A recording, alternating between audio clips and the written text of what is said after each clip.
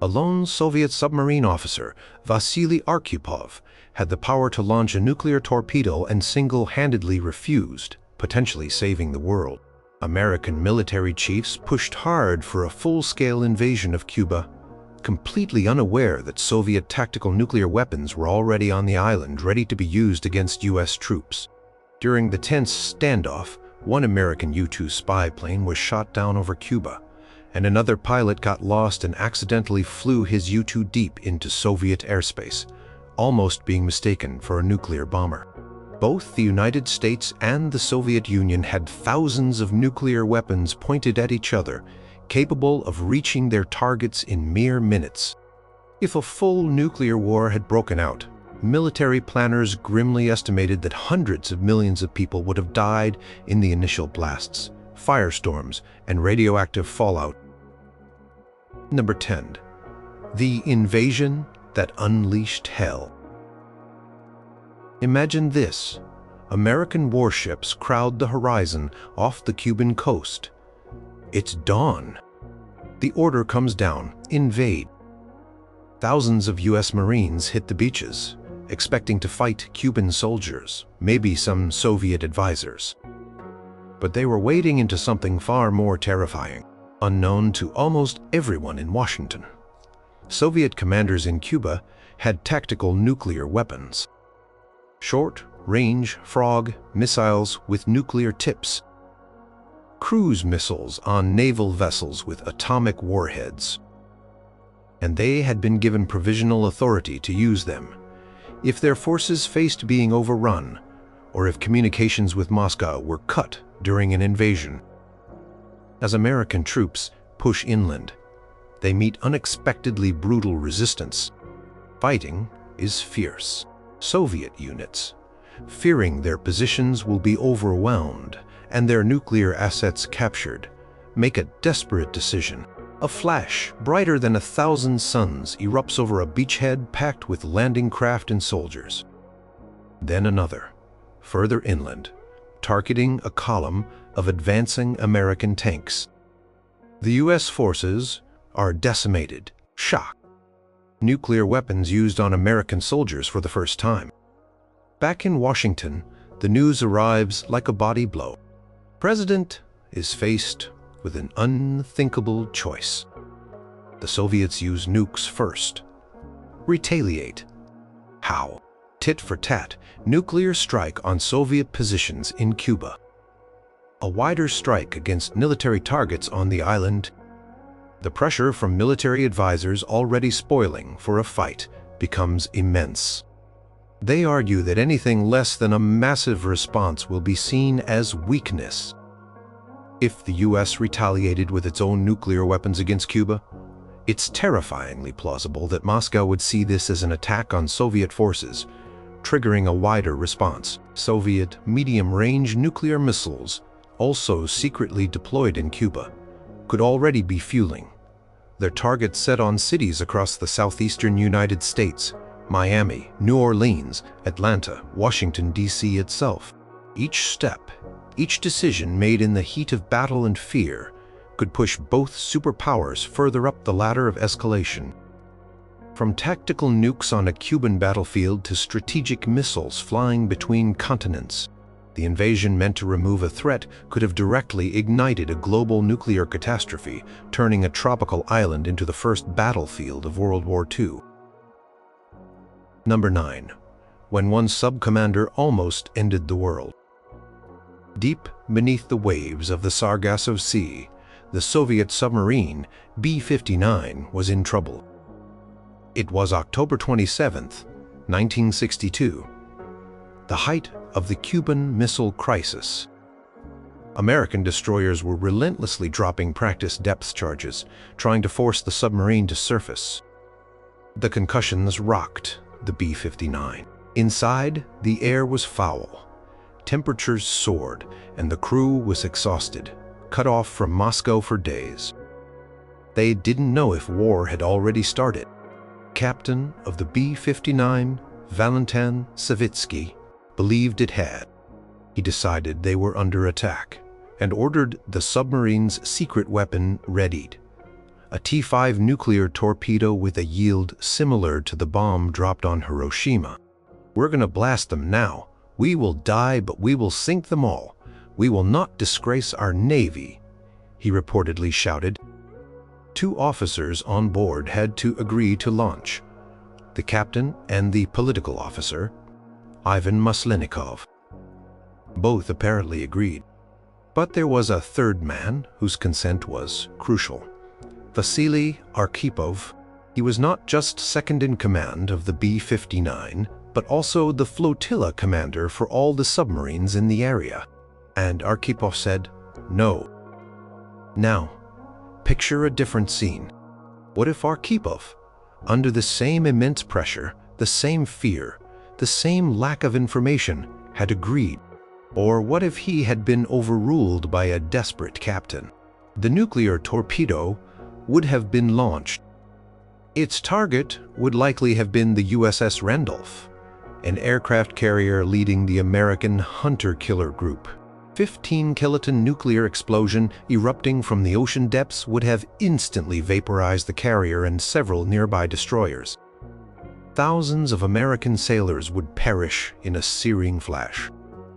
The United States Navy, witnessing a nuclear detonation destroy one of its carrier groups, would have had no reason to believe it was anything other than a deliberate, authorized Soviet act of war. The response would have been swift and devastating. Anti-submarine warfare units across the Atlantic would have been ordered to sink every Soviet submarine they could find, using nuclear depth charges if necessary. President Kennedy, informed that the Soviets had initiated nuclear warfare at sea, would face unimaginable pressure to retaliate directly against Cuba or even the Soviet Union itself. The carefully constructed quarantine line would become a war zone. Arkhipov's calm refusal in that sweltering control room pulled the world back from a precipice. Yes, could have been the spark that lit the fuse, with mushroom clouds blooming over the Atlantic, quickly followed by more over land. Number 8. The spy plane that sparked Armageddon. October 27, 1962, was later called Black Saturday. It was the day the Cuban Missile Crisis came closest to boiling over. High above Cuba, a Soviet SA-2 surface-to-air missile crew tracked an American U-2 spy plane. Against standing orders from Moscow not to fire without direct permission, the local Soviet commander, under pressure from Cuban forces, gave the order.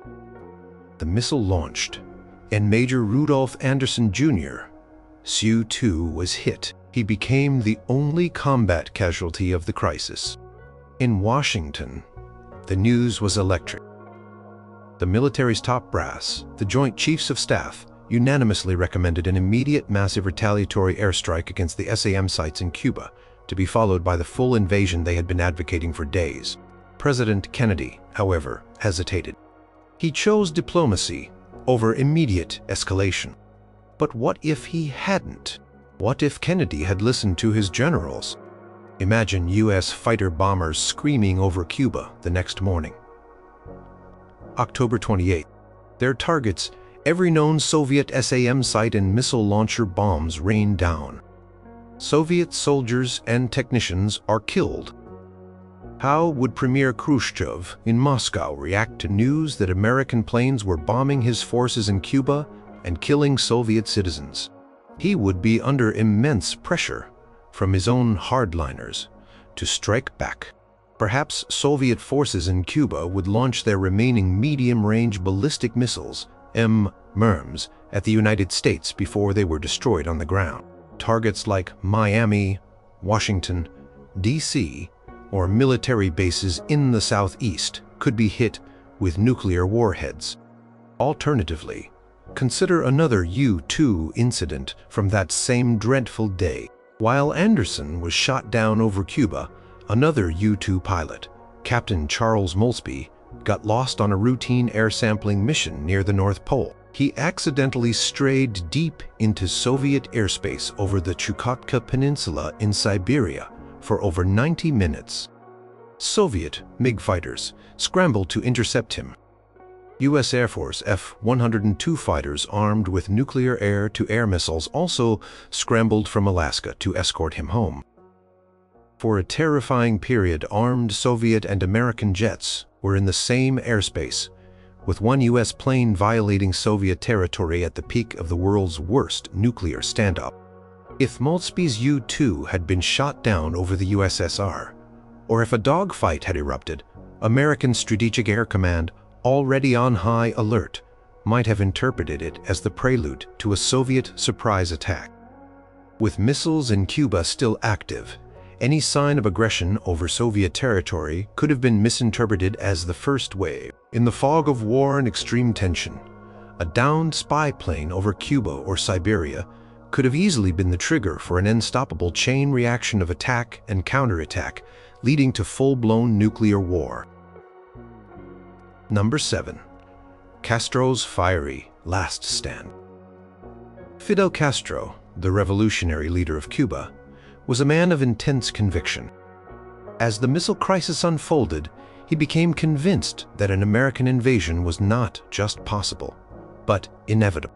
He was prepared for Cuba to pay the ultimate price to defend its revolution and strike a blow against American imperialism. On October 26th, Castro wrote a deeply alarming letter to Soviet Premier Nikita Khrushchev. In it, he urged Khrushchev that if the U.S. invaded Cuba, the Soviet Union should launch a preemptive nuclear strike against the United States. Castro was essentially saying he was willing for Cuba to be martyred, to become a nuclear sacrifice, if it meant the destruction of the U.S. Khrushchev was reportedly shocked by Castro's apocalyptic fervor. Soviet policy was to use nuclear weapons only in retaliation, not preemptively from Cuba. Soviet officers, not Cubans, held the launch keys and codes for the strategic missiles. However, Castro's desperate mindset and his influence over the Cuban military, who were intermingled with Soviet forces, added a dangerously volatile element to the crisis.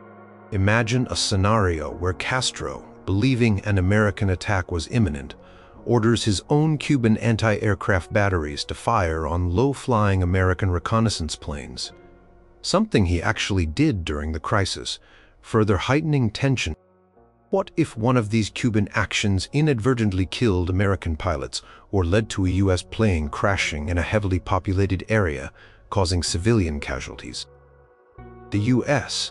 might retaliate more forcefully against Cuban targets. In such a chaotic situation, with fighting on the ground and Castro passionately calling for action, local Soviet commanders in Cuba, already under extreme stress and possibly with fractured communications to Moscow, might misinterpret the situation. They might believe Castro's assertions that a full-scale U.S. invasion was underway. If they felt their positions were about to be overrun and their nuclear weapons captured, the pre-delegation authority they had for tactical nuclear weapons could come into play. Even without direct control over strategic missiles, Castro's readiness for a suicidal confrontation could have pushed Khrushchev into a corner. If Castro's forces had significantly escalated skirmishes, making Cuba ungovernable or appearing to invite a Soviet nuclear response on their behalf, it might have made Khrushchev less willing to compromise, fearing he would look weak or like he was abandoning an ally willing to fight to the death. Castro's readiness for Cuba to become a nuclear Götterdämmerung was a terrifying wild card. His desire for a glorious, if final, battle could have inadvertently tipped the scales from a tense standoff to an unimaginable conflagration. Number 6. The oops moment, accidental launch day.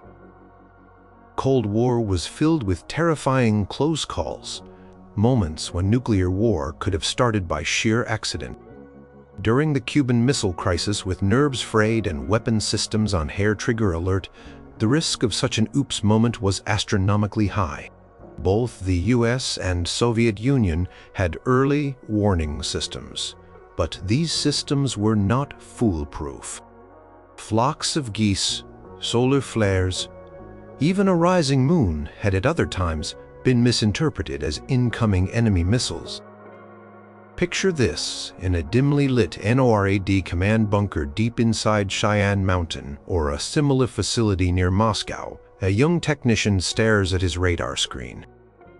A series of blips suddenly appear, moving fast, originating from enemy territory. Standard procedure kicks in. Alarms blare. Is it a flock of birds? A computer glitch? Or is it the real thing? A full-scale nuclear attack? There are only minutes to decide. The stress is unimaginable.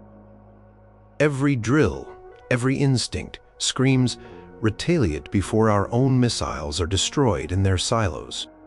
Or consider a scenario on a U.S. bomber base.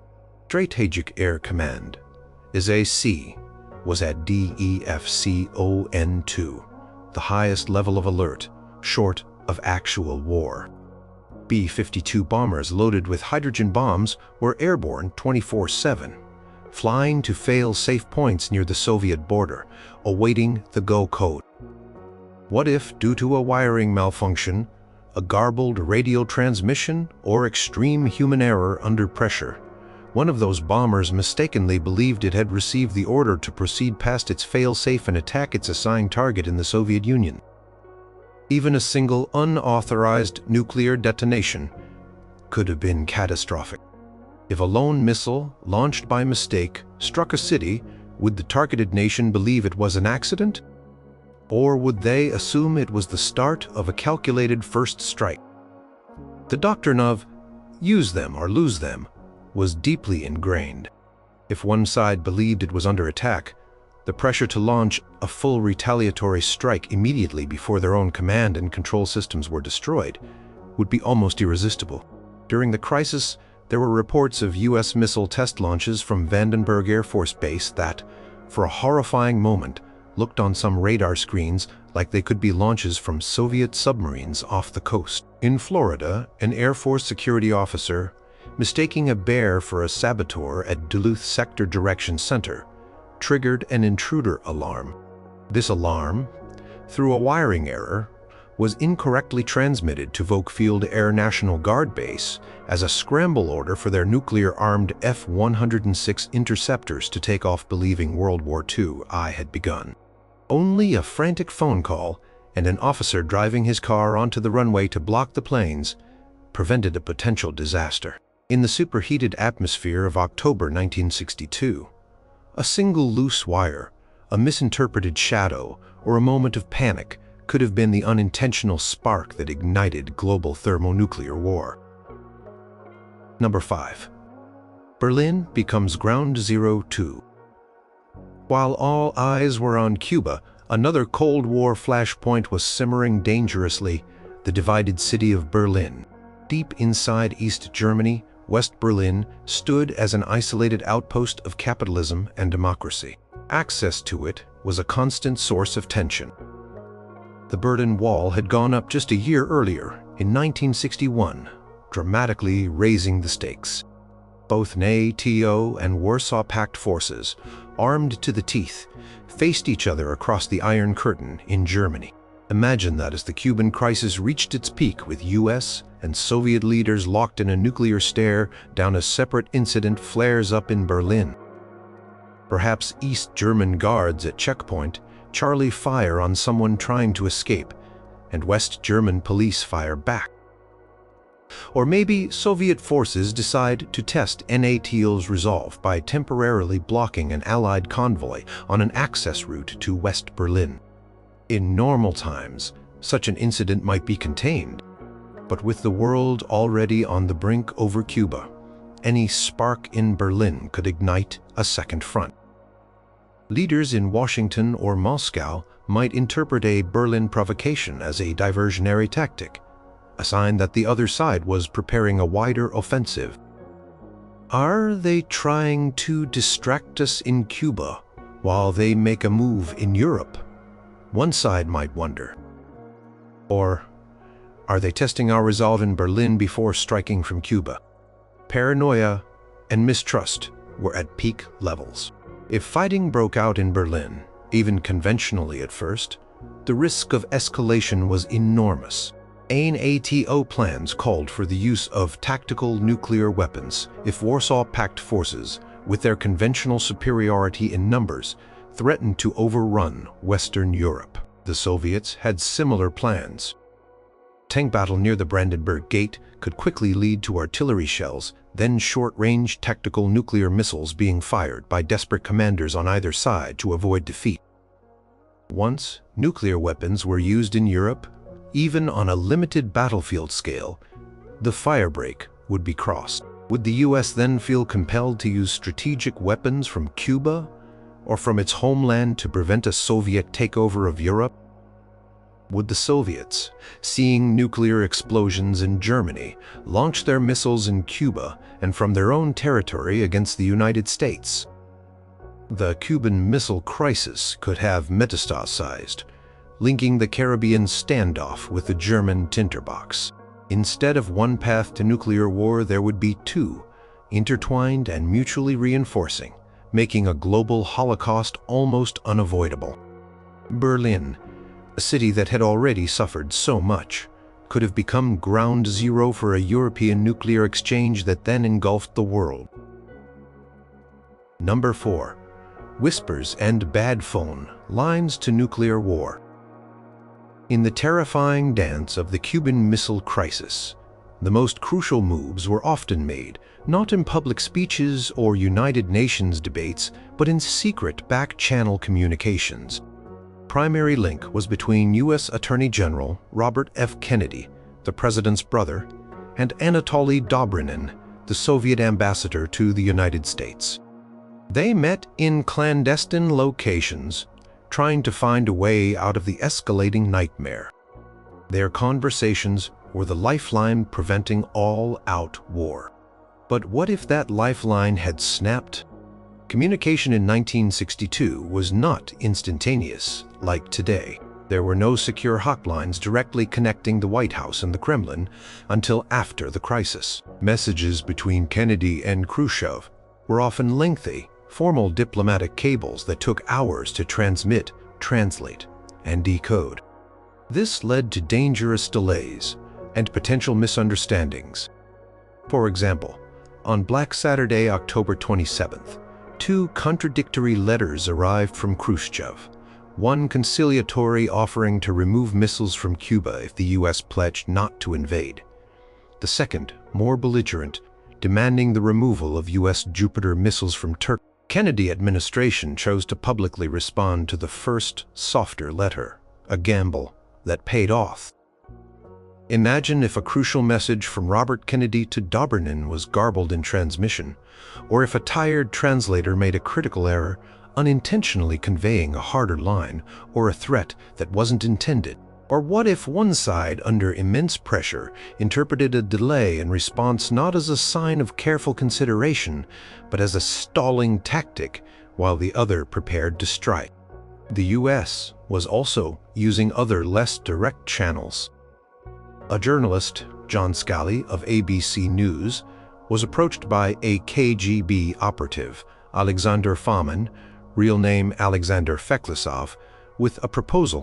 Scali became an intermediary. This was highly irregular and fraught with peril. What if Scali had misunderstood Fomin's proposal, or Fomin had misinterpreted the U.S. reaction conveyed back by Scali? The pressure on individuals was immense. Robert Kennedy later wrote about the strain, the lack of sleep, the weight of responsibility. If, in one of those tense, late-night meetings with Dobrynin, a moment of anger, frustration, or a poorly chosen word had led to a breakdown in trust, the consequences could have been fatal. If Dobrynin had reported back to Moscow that the Americans were intransigent, or if RFK had concluded the Soviets were not serious about a deal, the hawks on both sides might have gained the upper hand. The fragile thread of diplomacy, already stretched to its limit by slow communications and high stakes, could have broken. Without that, trusted, if imperfect, back-channel leaders might have been forced to make decisions based on incomplete information, military posturing, and worst-case assumptions, stumbling blindly into a nuclear exchange that no one truly wanted. Number 3. The city that vanished first.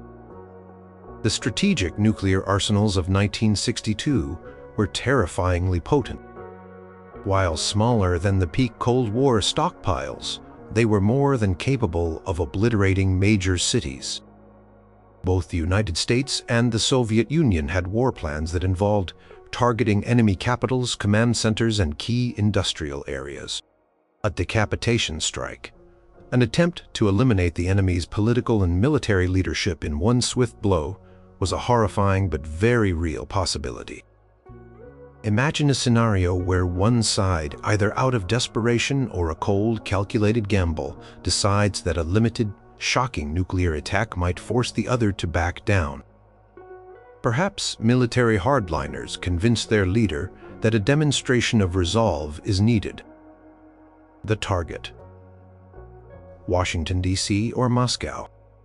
A multi-megaton thermonuclear weapon delivered by an intercontinental ballistic missile, ICBM, or a missile launched from a submarine lurking off the coast, detonates a few thousand feet above the city center.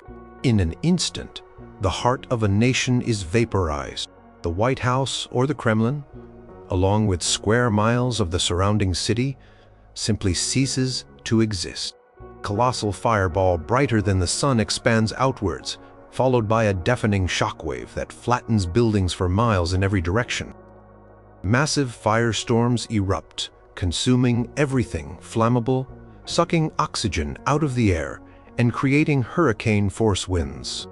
Hundreds of thousands, perhaps millions, die within minutes from the blast, the heat, the fires, or collapsing buildings. For the surviving leadership of the attacked nation, assuming any central command structure remained, the situation would be one of utter chaos and unimaginable rage. Would they pause to consider if this was a limited strike, or would they immediately assume it was the prelude to a full-scale annihilating attack? The use them or lose them mentality would be overwhelming. With their capital city gone, and the fear that their own missile silos and bomber bases were next, the order for an all-out retaliatory strike would almost certainly be given. Even if the initial strike was intended to be limited, the chances of keeping the ensuing conflict limited were virtually nil. The destruction of a capital city, the seat of government, would be an act of such profound aggression that a full, unrestrained nuclear response would be seen by many as the only possible answer. Missiles would fly from silos, submarines, and bombers, targeting dozens, then hundreds of cities and military installations on both sides. The city that vanished first would not be the last. It would be the horrifying opening act of a global thermonuclear war, leading to a world where the concept of winning had no meaning, only varying degrees of unimaginable loss. Number 2. Nuclear winter. Earth on ice.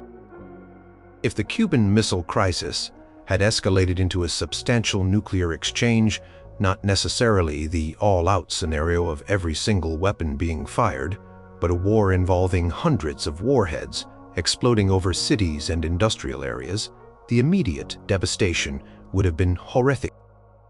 Millions would die in blasts and firestorms, but the chilling consequences wouldn't end there. A new, more insidious horror could have enveloped the globe: nuclear winter. The concept of nuclear winter was more fully developed by scientists in the 1980s, but the basic physics were understood.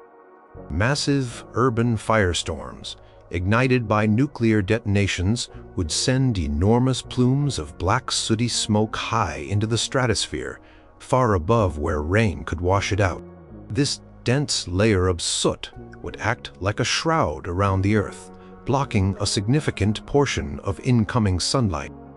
Imagine the sky growing darker day by day. Even in areas untouched by the initial explosions, global temperatures would begin to plummet.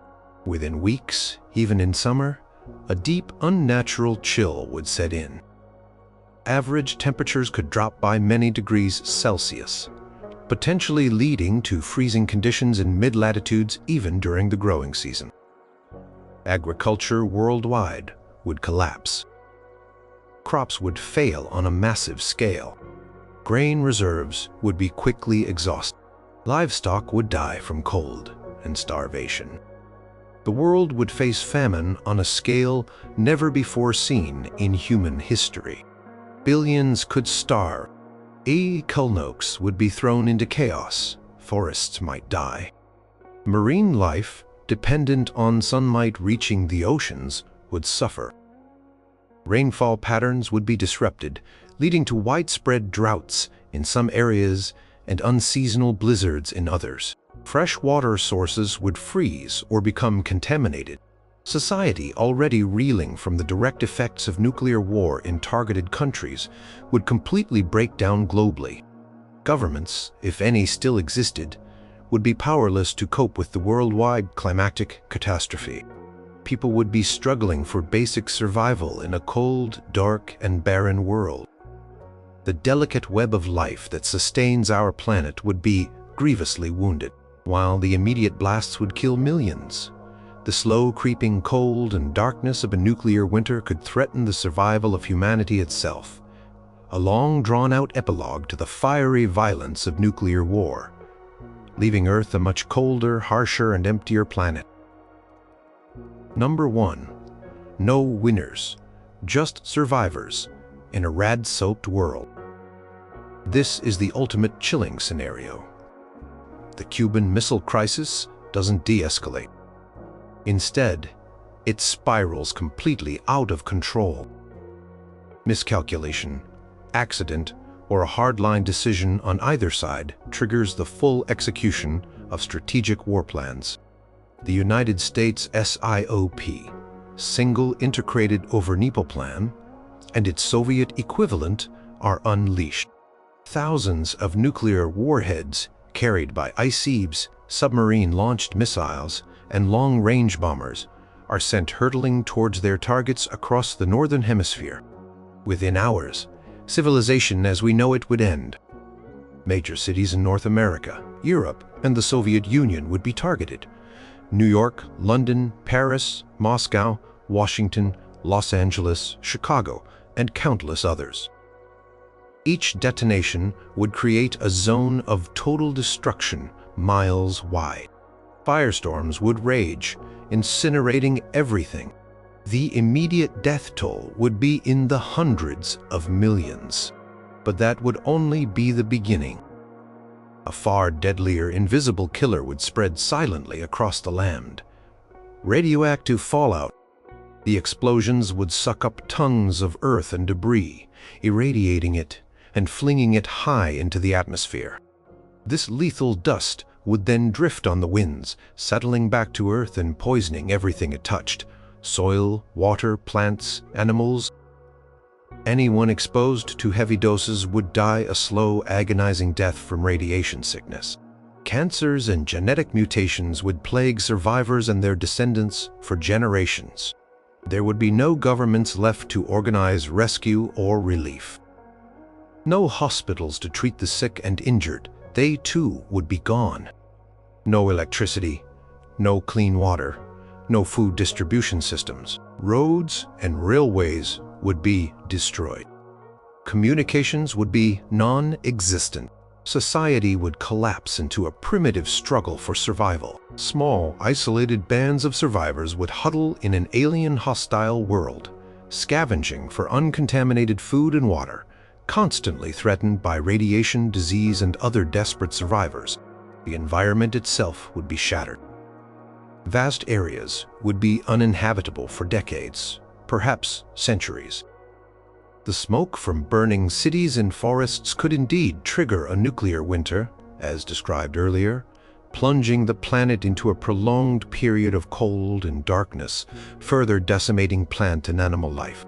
The intricate ecological balance of the Earth would be fundamentally broken. In this post-apocalyptic world, there would be no victors. Concepts of winning or losing a nuclear war were, as President Kennedy himself realized, meaningless. The only outcome would be shared: annihilation.